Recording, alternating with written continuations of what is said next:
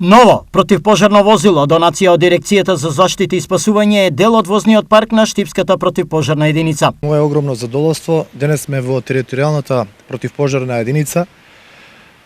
Како донација на Дирекцијата за заштита и спасување, добивме едно теренско противпожарно возило кое што ќе биде во служба на нашата територијална противпожарна единица. Сакам да напоменам дека оваа теренско противпожарно возило ќе биде во корист затоа што имаме доста непристапни терени кои што нашите пожарникари ќе го користат во одредени ситуации кои што посакувам да ги има што е можно помалку. Ово возило е од исклучително значење, бидејќи со години Штипската единица има недостаток. Ово возило е наменето за пожари од надворешен тип, за шумски пожари, за суви треви, за нискостеблеста шума.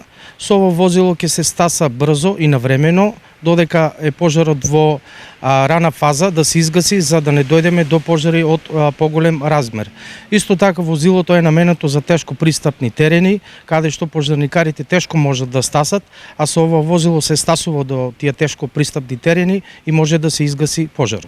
За сосем краток период продолжува поставувањето на нови конзоли на коритото на Отиња, најави градоначалникот Јорданов. Денес сме во завршна фаза на реализација на проектот конзоли на река Отиња.